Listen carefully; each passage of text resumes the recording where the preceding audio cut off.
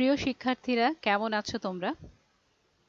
তোমাদের জন্য আজকে আবারও রাইট ফর্ম অফ ভার্বস নিয়ে চলে এসেছি। আমি তোমাদের সুস্মিতা ম্যাম। এসো দেখে নেওয়া যাক আজকের ক্লাসে আমরা কি কি টপিক আলোচনা করতে চলেছি। আমরা তিনটা ভাগে আজকের ক্লাসকে ভাগ করেছি। প্রথমে রিভিউ, গত ক্লাসে আমরা যা শিখেছি সেগুলোতে আরেকবার চোখ বুলিয়ে নেব, নতুন কয়েকটা টেকনিক শিখব এবং সবশেষে যথারীতি হোমওয়ার্ক থাকবে। প্রথমে আমরা রিভিউটা করে নিই। আমরা প্রেজেন্ট ইনডেফিনিট টেন্স শিখেছিলাম প্রথম ক্লাসটাতে, একদম রাইট ফর্ম অফ ভার্বস নিয়ে যে প্রথম ক্লাস ছিল সেখানে বলা ছিল কোনো বাক্যে যদি টাইম ওয়ার্ড হিসেবে always, everyday, sometimes, daily, usually ইত্যাদি শব্দ থাকে এবং সেটি বর্তমান সময়ের কোনো অভ্যাস বা রুটিনকে বোঝায়, তাহলে ভার্বটি প্রেজেন্ট ইনডেফিনিট টেন্স অনুযায়ী হয়। প্রেজেন্ট ইনডেফিনিট টেন্সের গঠন প্রণালীও দেওয়া ছিল যে সেখানে ভার্বের বেস ফর্ম ব্যবহার করা হয়। একটা উদাহরণও এখানে দেওয়া আছে। দ্বিতীয়টা ছিল প্রেজেন্ট কন্টিনিউয়াস টেন্স। সেটা কোনো একটা ঘটনা চলছে ইত্যাদি বুঝালে আমরা প্রেজেন্ট কন্টিনিউয়াস টেন্স ব্যবহার করতাম। এবং চলছে সেটা কিভাবে বুঝবো? At this moment, right now, day by day, gradually ইত্যাদি শব্দ থেকে আমরা বুঝতে পারি যে সেটা প্রেজেন্ট কন্টিনিউয়াস টেন্সের সেন্সকে প্রকাশ করছে। এবং তখন ইংরেজিতে সেটাকে আমরা লিখি বি ভার্ব, এবং বি ভার্বের সাথে মূল ভার্বের একটা আইএনজি যুক্ত ফর্ম ব্যবহার করা হয়, তাতে সেটা প্রেজেন্ট কন্টিনিউয়াস হয়ে যায়। এবং বি ভার্বটা অবশ্যই প্রেজেন্ট ফর্মে, মানে অ্যাম ইজ আর হতে হবে। আর যদি আমরা ওয়াজ ওয়ার বসাই সেটা পাস্ট কন্টিনিউয়াস হয়ে যায়। আচ্ছা, তারপরটা ছিল টাইম ওয়ার্ড হিসেবে যদি রিসেন্টলি, জাস্ট নাও, অলরেডি থাকে তাহলে সেটা হচ্ছে প্রেজেন্ট পারফেক্ট টেন্সে করতে হয়। তার উদাহরণ হিসেবে এখানে একটা উদাহরণ দেয়া আছে। এবং অক্সিলারি ভার্বের জায়গায় হ্যাভ হ্যাজ থাকে। প্রেজেন্ট কন্টিনিউয়াসে আমরা দেখেছিলাম অ্যাম ইজ আর, এখানে হ্যাভ হ্যাজ, এবং ভার্বের পাস্ট পার্টিসিপল ফর্ম অর্থাৎ V3 বসে।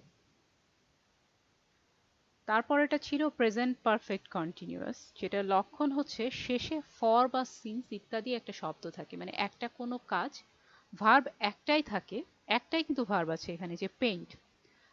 You have been painting picture since morning, তুমি সকাল থেকে ছবি এঁকে যাচ্ছ।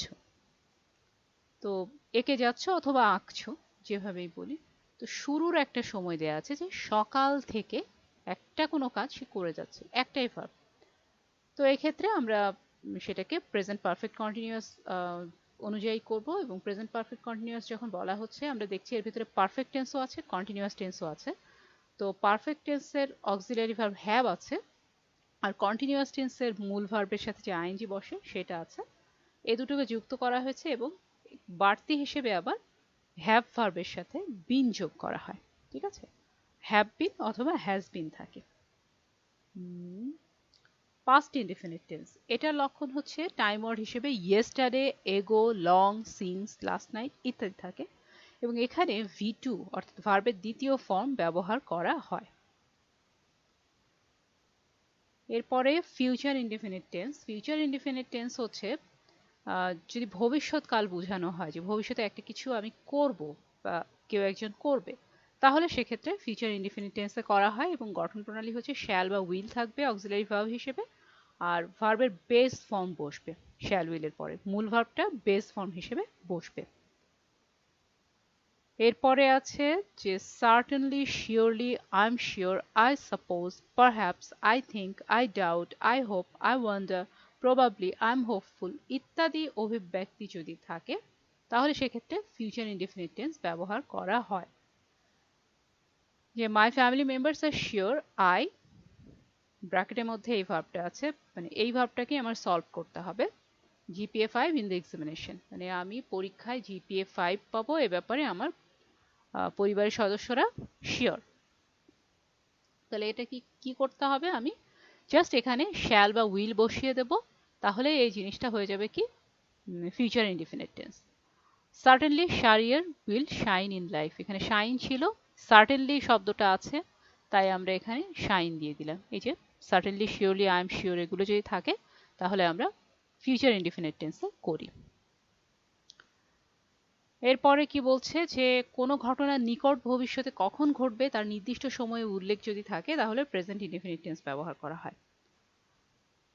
প্রেজেন্ট ইনডিফিনিট টেন্সে যেমন এখানে বলছে যে সকাল 10টার সময় ট্রেন ছাড়ে, নির্দিষ্ট করে বলা আছে 10টার সময়, তাই এখানে প্রেজেন্ট ইনডিফিনিট টেন্স দিয়ে করা হচ্ছে।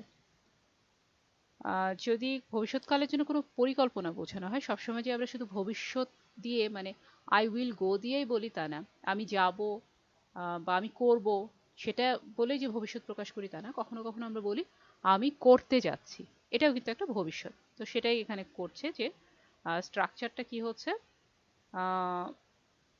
প্রেজেন্ট কন্টিনিউয়াস ব্যবহার করা হচ্ছে স্ট্রাকচারটা, কিন্তু সেন্সটা হচ্ছে ফিউচার ইনডিফিনিট টেন্সের। আচ্ছা, এই টেকনিকটাই দেখা যাচ্ছে যে কোনো সাবজেক্ট, কোনো বাক্যে যদি it is high time, it is time এই জাতীয় শব্দের সাথে সাবজেক্ট থাকে এবং অতীত নির্দেশক শব্দ হিসেবে যদি এগো, last night, long since, yesterday এরকম কিছু থাকে, অথবা সাবজেক্টের সাথে যদি ফ্যান্সি শব্দটা থাকে, তাহলে ভার্বের পাস্ট ফর্ম হয়। উদাহরণ হিসেবে যেমন দেয়া আছে, it's time you left the place. এরপরে আই ফ্যান্সি দিয়েও একটা উদাহরণ আমরা দেখতে পাচ্ছি। আচ্ছা, এবারে আমরা আমাদের ক্লাসের মূল অংশে চলে যাই। আমরা আগেকার অংশগুলো রিভিউ করেছি, এবার আমরা নতুন কিছু টেকনিক শিখব। প্রথম টেকনিক, নো সুনার হ্যাড দেন যদি থাকে কোনো বাক্যে, অথবা স্কেয়ারসলি হোয়েন যদি থাকে, অথবা হার্ডলি হোয়েন যদি থাকে, তাহলে হার্ডলি হোয়েন অথবা হার্ডলি বিফোর যদি থাকে, তাহলে প্রথম ভার্বটি পাস্ট পার্টিসিপল হয় এবং দ্বিতীয় ভার্বকে পাস্ট ফর্ম করতে হয়। তার মানে আমরা বুঝলাম যে দুটো ভার্ব থাকবে। একটা সেন্টেন্স পড়ি তাহলে বুঝতে পারবো। No sooner had the teacher enter the class, একটা ভার্ব পেলাম এন্টার। তারপর then the students stand up, এটা হচ্ছে আরেকটা ভার্ব। তাহলে একটা ভার্ব হচ্ছে টিচার ক্লাসে ঢোকে, আরেকটা হচ্ছে স্টুডেন্ট উঠে দাঁড়ায়। এখন এখানে আমার আছে কি হ্যাড, হ্যাড থাকা মানে আমি বুঝতে পারছি এটা অতীতের কিছু। তাহলে এই কথাটা আমরা দেখি, হ্যাড যদি থাকে, হ্যাড থাকে পাস্ট পারফেক্ট টেন্সে, তো হ্যাড থাকলে তো আমরা এমনি V3 ব্যবহার করি, তাই না? তাহলে আমরা no sooner had the teacher enter দিলাম, এই ভার্বটাকে আমরা V3 দিয়ে করলাম। এই যে বলাই আছে প্রথম ভার্বটা V3 করতে হবে, তারপরে দ্বিতীয় ভার্ব যেটা সেটাকে আমরা V2 তে করব। স্টুড আপ, স্ট্যান্ডের ফর্ম কি, তিনটা রূপ কি হবে, স্ট্যান্ড, স্টুড, স্টুড। তাহলে আমরা দ্বিতীয়টা নিয়েছি। এরপরে আরেকটা আছে scarcely the guard on duty close the window. প্রথম ভাব হচ্ছে ক্লোজ, মানে ডিউটিরত গার্ড কি করলো, জানালা বন্ধ করে। আমরা কোন টেন্সে আছে সেটা বোঝার আগে আমরা জাস্ট এভাবে বুঝে নিই, জানালা বন্ধ করে। আর একটা কাজ হচ্ছে ডিউটি অফিসার কি করে, রিচ দেয়ার, সেখানে পৌঁছায়। আচ্ছা, এখানে আমরা স্কেয়ারসলি হ্যাড যোগ করব, কারণ আমরা জানি V3 করব। তাহলে scarcely had the guard on duty closed, এই যে V3 করে ফেললাম। when the duty officer reached there, ঠিক আছে, এটা হচ্ছে আমাদের V2 হয়ে গেল। পরবর্তী টেকনিকে যাই। কোন বাক্যে যদি সিন্সের প্রথম অংশ প্রেজেন্ট ইনডিফিনিট বা প্রেজেন্ট পারফেক্ট টেন্স হয়, তাহলে পরের অংশ পাস্ট ইনডিফিনিট টেন্স হয়। আচ্ছা, উদাহরণ দেখি, ইট ইজ মেনি ইয়ার্স, এখানে ইজ আছে ভার্বটা, মানে প্রেজেন্ট ইনডিফিনিট টেন্সে আছে। সিন্স উই মিট, ব্র্যাকেটের মধ্যে দেওয়া আছে মিট ভার্বকে, এই মিটকে নিয়ে আমার কাজ করতে হবে। তো আমি তো নিয়মটা জানি যে যদি প্রথমটা থাকে, মানে সিন্সের প্রথম অংশ যদি প্রেজেন্ট ইনডিফিনিট দিয়ে থাকে, তাহলে আমি পরের অংশ পাস্ট ইনডিফিনিট করবো। তো মিটের পাস্ট ইনডিফিনিটটা কি, মানে V2 বসাবো। পাস্ট ইনডিফিনিট সবসময় V2 নিয়ে কাজ করে, আমরা এটা আগে শিখেছি। তাহলে আমি করব কি, we mate, meet, met, met. আচ্ছা, it is many years since we met. তারপরে সিন্সের প্রথম অংশ, এর আগে দেখলাম যদি প্রেজেন্ট ইনডিফিনিট থাকে বা প্রেজেন্ট পারফেক্ট হয় তাহলে পাস্ট ইনডিফিনিট, কিন্তু যদি সিন্সের প্রথম অংশে অলরেডি পাস্ট ইনডিফিনিট থাকে তাহলে কি করব, তাহলে ওই পরবর্তী ধাপে যাব। পরবর্তী ধাপ হচ্ছে past perfect. It was many years since we meet, তো এখানে আমার ওয়াজ আছে, তাহলে এটা আরেকটু বাড়াতে হবে। আরেকটু বাড়ালে আমি কি করব, সিন্স উই হ্যাড মেট, ঠিক আছে, ওকে। পাস্ট পারফেক্ট করেছি মানে এখানে V3 বসিয়েছি। হ্যাঁ, ওকে। মডেল অক্সিলিয়ারি, মডেলগুলো কোনগুলো? Can, could, may, might, shall, should, will, would, must, ought to, had to, need not, dare not, going to, এগুলো হচ্ছে মডেল অক্সিলিয়ারির উদাহরণ। এই মডেল অক্সিলিয়ারির পরে আমরা সবসময় ভার্বের বেস ফর্ম বসাই। তো মডেল অক্সিলিয়ারির সাথে আরো কিছু আছে দেখো, যেগুলোর পরে ভার্বের বেস ফর্ম বসে, যেমন had better, had rather, had sooner, would better, would rather, would sooner, make, help. এই ভার্বগুলোর পরেও কিন্তু ভার্বের বেস ফর্ম বসে। Let, can not but, could not but, see, hear, behold, watch, has to, have to, be, to, এর পরে ভার্বের base form বসে। ওকে, বি টু মানে হচ্ছে এম টু, আর টু, এরকম যদি থাকে তো সেটার পরে ভার্বের বেস ফর্ম বসে। যেমন এখানে কি হচ্ছে, ইউ মে এন্টার, এটা ভুল, ইউ মে এন্টার। হ্যাঁ, এটা তাহলে কি করছি আমরা? এই এন্টারকে আমরা এন্টারই রাখবো, বেস ফর্মেই রাখবো, কারণ আমরা জানি মডেলের পরে বেস ফর্ম দিতে হয়। This story makes me cry, এই গল্পটা আমাকে কাঁদায়, আমি ক্রাই রাখবো, বেস ফর্মই রাখতে হয়। এই যে আমরা কোথায়, এই যে এখানে দেখলাম মেক, মেক থাকলেও আমরা ক্রাই দিব।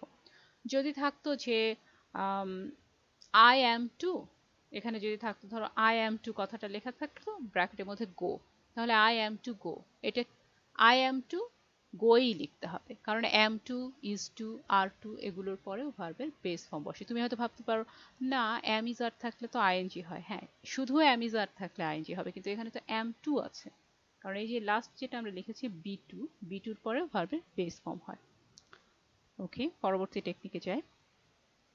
প্রিপোজিশনের পরে কোনো ভার্ব থাকলে তার সাথে আইএনজি যোগ করতে হয়। প্রিপোজিশনগুলো, অনেকগুলো প্রিপোজিশন এখানে লেখাই আছে, যে of, for, by, without, on, about, in, upon, with, into, from, at, up, after, before, past, over, এগুলোর পরে কোনো ভার্ব থাকলে তার সাথে আইএনজি যোগ করতে হয়। উদাহরণ হিসেবে দেওয়া আছে আফটার হ্যাভ, এই হ্যাভটা ব্র্যাকেটের মধ্যে আছে, breakfast, I shall go to college. তো আমি এই যে আইএনজি যোগ করে দিলাম আফটার হ্যাভিং ব্রেকফাস্ট, আর যেহেতু আইএনজি যোগ করছি তাই ইটা আমি তুলে দিচ্ছি।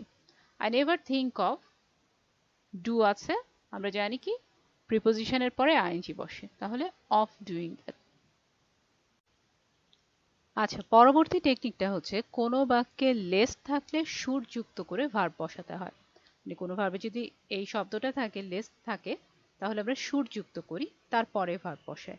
খুব ছোট করে নিয়মটা লিখেছি কারণ তোমরা অলরেডি জানো শুড যদি থাকে, মানে মডেল অক্সিলারি যদি থাকে, তাহলে সেটার পরে ভার্বের বেস ফর্ম বসাতে হয়। উদাহরণ দেখলে বুঝতে পারবে। I wrote down his phone number lest I forget it, তাহলে এইটা ব্র্যাকেটের মধ্যে আছে, তার মানে এটা নিয়ে আমার কাজ করতে হবে। আমি দেখলাম যে এখানে লিস্ট আছে, তাহলে আমি অবশ্যই সেটা লিখব আই শুড ফরগেট ইট। ঠিক আছে, হয়ে গেল। এবারে আমরা চলে আসি আমাদের আজকের হোমওয়ার্ক সেকশনে। হোমওয়ার্ক হিসেবে এখানে 4টা সেন্টেন্স দেয়া আছে। প্রথম সেন্টেন্সটা হচ্ছে স্কেয়ারসলি দ্য রেন, তারপরে দেখো ভার্বটা স্টপ, এবং আরেকটা ভার্ব হচ্ছে স্টার্ট। তাহলে স্টপ ভার্বটা কোন ফর্মে বসবে সেই ফর্মে তুমি বসাবে, দ্বিতীয় ভার্বটা কোন ফর্মে বসবে সেই ফর্মে বসাবে। রুলটা আরেকবার দেখে নিলে তোমরা অবশ্যই সেটা করতে পারবে। মাত্রই তোমাদেরকে লেস্টের নিয়মটা শিখালাম, অতএব ডেফিনেটলি তোমরা এটাও পারবে, জানবে যে এখানে কিভাবে বসাতে হবে। তুষার অলওয়েজ ড্রিমস অফ, অফ একটা প্রিপোজিশন, প্রিপোজিশনের পরে ভার্বটাকে কিভাবে বসাতে হয় শেখালাম মাত্রই। 5 years have passed since his father, এখানে এই ভার্বটা কোন ফর্মে বসবে আশা করি এটাও তোমরা পারবে। তোমরা করে ফেলো এবং উত্তরগুলো আমাকে অবশ্যই কমেন্ট সেকশনে জানাও। সামনে তোমাদের পরীক্ষা, তোমাদের পরীক্ষার জন্য যে যতটুকু সিলেবাস তোমাদের কমপ্লিট করতে হবে, যা পড়তে হবে, যে টপিকগুলোর উপরে ধারণা রাখতে হবে, সে সম্পর্কে আমি নোটিশ দিয়ে দিয়েছি অলরেডি, তোমরা পাবে সেটা তোমাদের কলেজের ফেসবুক পেজে অলরেডি সেটা আপলোড করা হয়ে গেছে। যারা এখনো দেখোনি তারা একটু চেক করে নিও। তোমাদের পরীক্ষার জন্য অনেক শুভকামনা রইল। এমসিকিউ প্যাটার্নের পরীক্ষা হবে, যথেষ্ট সহজ হবে, সো প্যানিক করার কোনো দরকার নাই। জাস্ট 4টা অপশনের মধ্যে তোমার কাছে যেটা রাইট মনে হয় তুমি সেটাকেই লিখবে। অনেক শুভকামনা থাকলো। ভালো থাকো, সুস্থ থাকো।